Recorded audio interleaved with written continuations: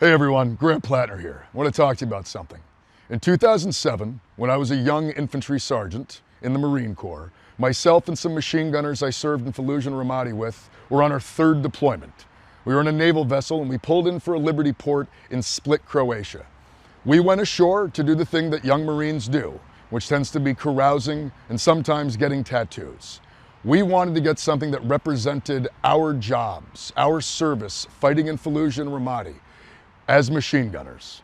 We went ashore, we found a tattoo parlor after a fair amount of heavy carousing, and we found a tattoo on the wall, a piece of flash that looked like a terrifying skull and crossbones. We thought it looked cool, and so we got it. I have had this tattoo for the last 18 years. I re-enlisted into the United States Army with this tattoo, where I was screened for hate and gang-related tattoos. I worked for the State Department as a contractor, where I got a full physical, which included screening my tattoos. I've gone through life with this thing, taking my shirt off, having photographs taken, videos taken. I've been very, very open in my life with the fact I had a skull and crossbones on my chest, because that's what I thought it was. It's come to my attention that it has a stark resemblance to a symbol that is used by neo-Nazis. And I want to say that was not the intent at all. And the idea that I've been going around with something like that utterly horrifies me. What is that? This? Yeah, what's it? Literally nothing. It's just it's a design. Is it like a possum or I don't know? No, it's supposed to be like a dog. That was Platner. He's a Democratic candidate running for U.S. Senate in Maine, debuting the brand new ink that, as of today, has covered up a previous tattoo that resembled a Nazi symbol. The decision to replace the tattoo coming after this video of the oyster farmer and first-time candidate revealed a skull and crossbones design on his chest that is widely recognized as a Nazi symbol. Platner, who said he was unaware of the tattoo's Nazi association, explained that it was the result of a drunken night out 18 years ago. We went ashore in Split, Croatia, myself and a few of the other machine gun squad leaders, and we got very inebriated. And we did what Marines on Liberty do, and we decided to go get a tattoo. And we went to a tattoo parlor in Split, Croatia, and we chose a terrifying-looking skull and crossbones off the wall because we were Marines, and, you know, skulls and crossbones are a pretty standard military thing.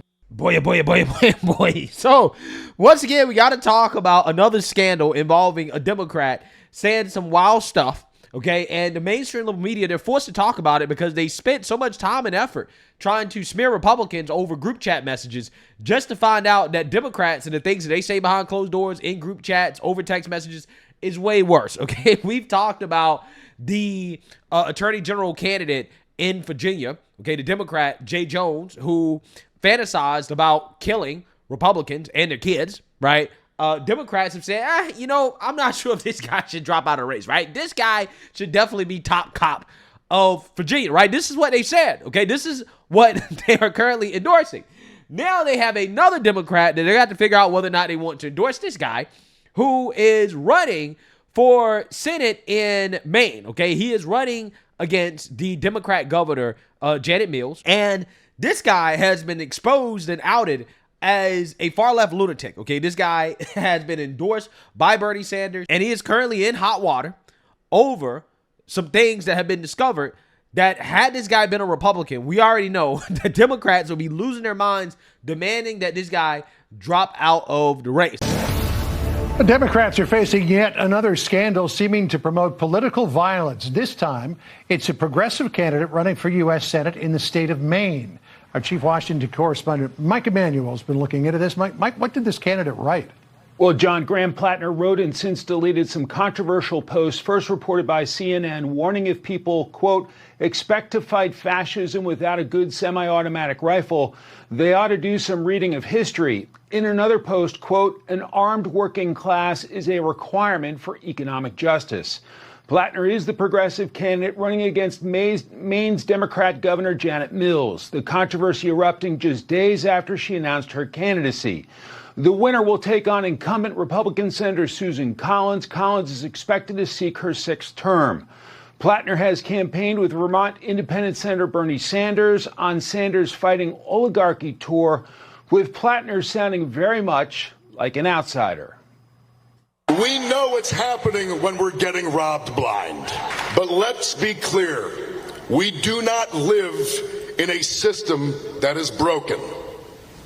We live in a system that is functioning exactly as it is intended. One of the reasons that I want Graham Platner in the Senate with me is he will stand with me. A National Republican Senatorial Committee spokeswoman tells Fox, quote, Graham Platner is a communist who supports violence against Republicans to promote his radical agenda. These posts are not just him messing around on the internet, as he is trying to claim. They paint a very dark picture of a candidate not fit for office. Platner has called the social media post dumb jokes from a time when he was disillusioned after military service. The first Reddit post I wanted to ask you about is from 2013. So someone wrote on Reddit, what is one question you've always wanted to ask someone of another race? You responded, why don't black people tip? I work as a bartender, and it always amazes me how solid the stereotype is. Every now and again, a black patron will leave a 15 to 20% tip, but usually it is between 0 and 5%. There's got to be a reason behind it. What is it? End of quote. How did you feel rereading that post? And what's your response to people who hear that and think that is like textbook racism and it's offensive? I mean, one, I was legitimately asking the question. I mean, that was the point of the thread, was to ask the question. Amusingly enough, I remember this time when I had first started bartending, and then I had a conversation with a friend of mine who was black, who was a bartender, who did a great job of walking me through structural injustice and the fact of feelings of lack of agency. There were a whole bunch of reasons, and after that I was like, oh yeah, that makes absolutely perfect sense. It was certainly not meant as a malicious thing. I was asking the question because that was kind of the point of the thread, actually. So you're saying that this is not something that you were shitposting about. This was not something that you felt, it wasn't meant to be a commentary. It was a question you were sincerely asking on a Reddit thread because you thought there might be some sort of like cultural explanation or something. Is that what you're saying? Yeah. I grew up in Maine. I had never bartended before. I was living in Washington, D.C. And I honestly, I reread a lot of the comments for obvious reasons. Many of them I'm like, oh God. That one I must say, I was legitimately curious. And it was not, certainly not meant in any malicious way. And I got an answer soon afterwards in reality from an actual person, but. Yeah, so you say that you heard that.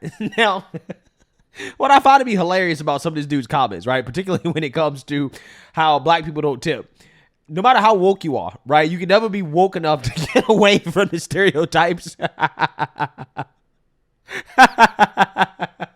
No matter how woke you are, you can never be too woke to get away from the reality of the stereotype. Now, again, this is why a lot of these, these white progressives, they try to stay as far away from black people as possible while virtue signaling how much they love black people, right? Because they don't actually really like black people. And that's fine, whatever. I'm just saying that by Democrats and the standards that they set for Republicans, again, it would be disqualifying. I mean, this guy has embraced Antifa Supersoldier, right, as a label. Okay, he basically has called for essentially using arms, taking up arms in order to fight against fascism, okay, to fight for economic justice, aka to fight for socialism. And we already know how violent these leftists are, right? I mean, usually, when somebody makes comments like that, I'd be like, well, it's kind of borderline, right? Again, it could be rhetorical, right? It's not necessarily a threat of violence. You could somewhat interpret that as pro 2A, but I can't give a progressive the benefit of the doubt because I've seen how violent these people can be, right? And they openly celebrated the assassination of Charlie Kirk. So I can't even give this guy the benefit of the doubt and say, well, maybe he's, pro 2A, right? But, again, the point here is that had this guy been a Republican, again, Democrats would be losing their minds, especially over the so-called Nazi tattoo, right? Which apparently is something this guy had as well, too, okay, that he covered up. And Bernie Sanders, who endorsed this guy, was confronted on endorsing him. And, of course, Bernie doesn't want to really address the issue. Take a look. Absolutely standing by his endorsement of Platner. Can I ask you about the tattoo? Once again, we are dealing with a collapsing healthcare system, and you were asking me about whether or not a guy should get a tattoo removed. Sorry. All right, joining us now in the arena, Democratic Congressman from Massachusetts, Seth Moulton. He sits on the House Armed Services Committee, has launched a Senate bid for the seat currently occupied by Democratic Senator Ed Markey. Congressman, great to see you. Thank you for being here. You too. Should Mr. Platner be the next Democratic nominee for Senate in Maine? He should certainly be in the race. I mean, primaries are good. They're healthy. And he represents a new generation of leadership that's not just cut from the same cloth, part of the old playbook that frankly hasn't been serving Democrats well. But look, he's made mistakes in his life. He's made mistakes in his life. We all have. He deserves an opportunity to explain those mistakes. And he's doing that. I think another thing is, a lot of people in politics don't answer questions like this. They try to get out of it. They try to blame mistakes on other people. We see Donald Trump do that every single day. I see Graham owning this mistake, correcting it. And you know what? As someone who served in the Marines myself, he's far from the first Marine I've seen who got a tattoo that he didn't understand. Would you be willing to endorse Mr. Platner in this primary? I'm certainly considering it. I mean, he's a fellow Marine. He represents a new generation of leadership that we desperately need in our party. And I think he's speaking to real concerns of people across the country, which is why his Senate campaign is attracting attention, not just across the state of Maine, but really across America. Wow. So again, I want you guys to understand, these are the same people, right? The same party who was boohoo whining crying about a Republican group chat where you had jokes being told about Hitler, right? They were boohoo whining crying about Pete Hegseth having quote unquote white nationalist tattoos, even though his tattoo is not a white nationalist tattoo. But this is what they claimed, right? These are the same people kicking and screaming and crying every single day about Hitler, Nazis. But yet, Democrats are refusing to denounce, and they're in fact endorsing a socialist in Maine that had a tattoo on his chest that resembled a Nazi symbol that it said what a progressive, what a Democrat would characterize as racist comments about black people. Okay. He's also made comments to suggest that political violence is needed, okay, in order to defeat Republicans, right? To push back against Trump, right? And I just want to be clear. I don't know if the tattoo he had was a Nazi symbol or what. I have no clue. Okay. I mean, this is what people are saying. I'm just saying that they wouldn't give Pete Hegseth the benefit of the doubt, right? They didn't give Pete Hegseth the benefit of the doubt when it came to his Christian tattoos. But when it comes to this dude's tattoos, now all of a sudden, well, see, he was a Marine, and, Marines get drunk and they get tattoos and they don't know what they really mean. It's like, yeah, they come up with all type of excuses that they wouldn't come up with if it was Republican. And again, we know this for a fact because of look at how they talked about Pete Hegseth, right? Again, this dude has said things that if a Republican said these things, Democrats would say this is disqualifying, that he has to drop out of the race. But the modern day Democrat Party is so radical, they're like, yeah, sounds about right. Hey, he's the leader that we need for a new generation. But it really goes to show you how afraid Democrats are of their base. That's what it is. That's all it is. They're just afraid of their base. They're afraid of the radical lunatics because the radical lunatics have shown that they're violent. So therefore, if a Democrat doesn't want to be subject to violence, hey, you better stand behind this guy. You better stand behind this socialist, right? It's fascinating. The downfall of the Democrat Party should be studied. What's even worse than these people standing behind this, while at the same time, again, crying these fake tears about Pete Hegseth and Republican group chat and this and that, right? Is that when they're not doing that, they're blaming Trump, right? They're saying, no, it's actually Trump's fault that this guy got a tattoo that resembles a Nazi symbol on his chest, right? It's actually Trump's fault. Trump created the environment for this, that Democrats have decided that, hey, you know what? We're not going to denounce this. We're going to continue to endorse this guy. We're going to support this guy because, Trump created an environment for that, right? That is the argument, according to Democrats Associated. That thought, because I do want to now turn to more Nazi-related political news. Again, cannot believe that's something that Well, you only cannot believe it. The only reason you're upset about it, that you're covering it, is because of the Democrat, right? If it was a Republican, you'd be more than happy to cover it. saying, but the Associated Press reports that Maine Democratic Senate candidate Graham Platner got a new tattoo to cover up one he had that resembles a Nazi symbol. Now, Platner gave this video to Pod Save America. It shows his tattoo of a Totenkopf symbol that was used by Hitler's Nazi Guard. The former Marine and oyster farmer says he was disgusted to learn about the tattoo's meaning, and he explained why he got it. Are you a secret Nazi? I am not a secret Nazi. We went ashore in Split, Croatia, myself and a few of the other machine gun squad leaders, and we got very inebriated. And we did what Marines on liberty do, and we decided to go get a tattoo. And we went to a tattoo parlor in Split, Croatia, and we chose a terrifying-looking skull and crossbones off the wall because we were Marines, and, you know, skulls and crossbones are a pretty standard military thing. Panel is back, and Dave Weigel, you spent time with Platner. I just want to read one quote from your piece in Semaphore. How do you expect to win back men when you go back through somebody's Reddit history and just pull it all out and say, oh my God, this person has no right to ever be in politics? Good luck with that. Good luck winning over these demographics. Wow, amazing. They never apply the same line of logic when it comes to Republicans, right? When they do this to Republicans, which they do all the time, right? We've already went over it. They never ask themselves, should we really be doing this, right? How are we going to win over men when we're doing this to Republicans, right? They only come to that realization when it happens to Democrats, when it happens to people that they support. And now all of a sudden, they're like, maybe this is not how we should conduct our politics, right? Going back through old group chats, right? Old messages and trying to expose people for stuff, silly stuff that they said in the past. Again, it only applies, right? They only understand this when it comes to Democrats. When Democrats are subject to this stuff, now all of a sudden, they're concerned about this, right? But again, when Republicans are subject to it, they should have said it, right? It shouldn't be racist in the group chats, right?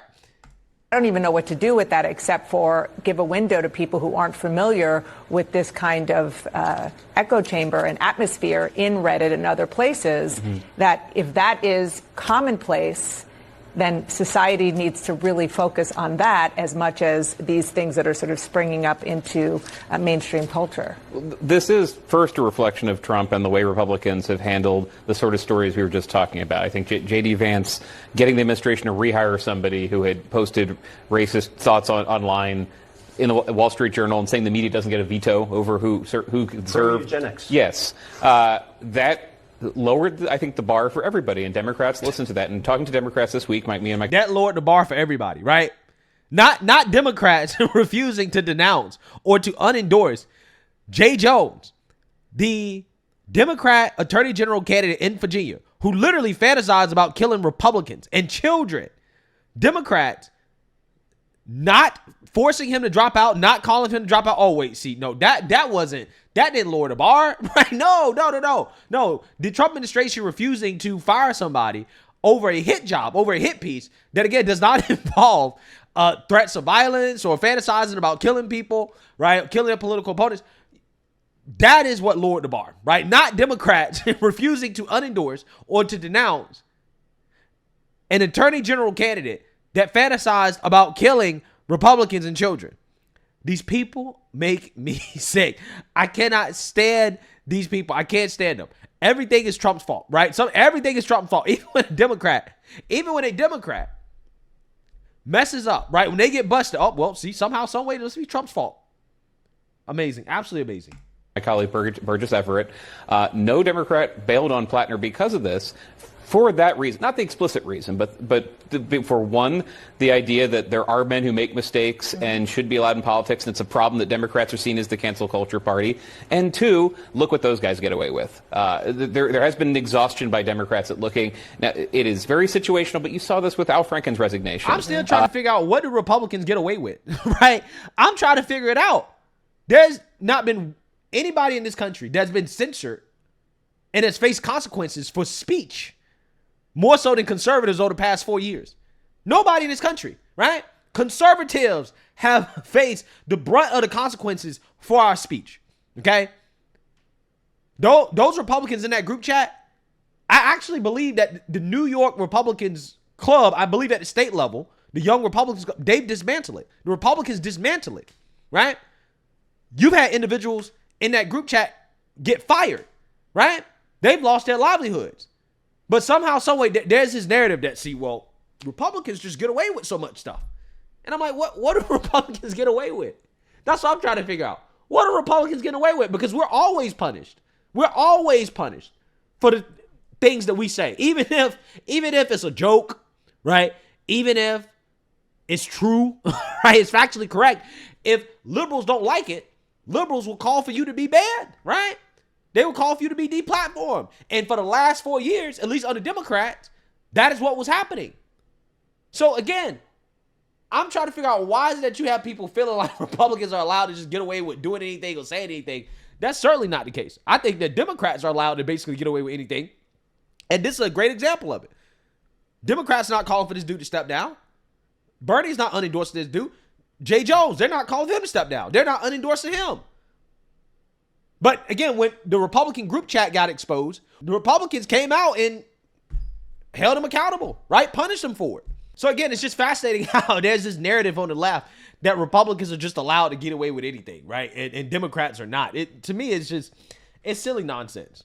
Again, if you're upset, if you're one of these people that was upset about a group chat, right? If you were upset about a Republican group chat, I don't understand how you can't be upset about this, right? If you were upset about Pete Hegseth's tattoos, how are you not upset about this dude's tattoos, right? Years later, Kirsten Gillibrand gets hectored a little bit by people who don't like that Al Franken had to resign because Republicans don't have to resign. And there has been, I think, an overall diminution of the idea that there are shameful things that should take you out of politics. The reason that Democrat Bernie Sanders, Ruben Gallego, Martin Heinrich were saying, let's spot Greg Platner this is because they think that Democrats suffer if they're seen as the party. No. They're afraid of their base. They're afraid that when the radical lunatics may turn on a Democrat for holding this guy accountable. Let's be real. Democrats are operating out of fear of their base. That's how they operate nowadays, right? Let's be real about this. Party that will punish you for stupid things you did. Yeah, and there is absolutely a race to the bottom in our politics when some of the things that Ingracia said came up, or that other racist group chat that was going around another political story a few days ago. The president's supporters and people on the right were like, well, look at what people said after Charlie Kirk was shot.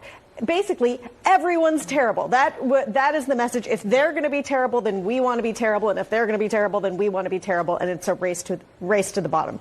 So that's where we are, and so that is absolutely the moment that our politics are in. I have an idea. How about stop being terrible? That would be nice. I mean, I know, Pollyanna. It's a very high bar. You're laughing at me. Shout out to the Stop being Senate. terrible. I mean, again. The problem here is that Democrats, they're the ones that started this whole cancel culture thing. And now all of a sudden, when they're subject to cancel culture or accountability culture, really, to be honest with you, specifically when it comes to Democrats, now all of a sudden they got a problem, right? They got an issue. They're upset. They're boohoo whining, crying foul. Oh, you can't do this, right? Let's take it easy on the guy. It's like, when has a Republican ever got the benefit of the doubt and say, hey, let's take it easy? Did any of these people say, hey, let's take it easy on these kids in the Young Republicans group chat making jokes? No. They were saying that these kids need to be punished. Okay, they need to be fired from their jobs. They were saying all types of crazy stuff. Now all of a sudden it's, well, see, you don't understand. Cancel culture is out of control, right? You notice the pattern here. Every single time it's a Democrat or a liberal that's subject to cancel culture, now all of a sudden cancel culture is out of control. But when it's a Republican, though, oh no, see, the Republican needs to be held accountable, right? They need to be canceled because of their words, because of the jokes they made in a group chat. It's fascinating, it really is. But like I said, Democrats are refusing to hold this guy accountable. They're refusing to call for this guy to drop out, even though, again, they would if this was a Republican, because they're afraid of their base. They're operating out of fear. And that's basically the main reason why they're refusing to say anything at this point, okay? That's the main reason. Let's be real. So let me know what you guys think. Make sure you like, comment, and subscribe. Most importantly, share a Black conservative perspective. Peace.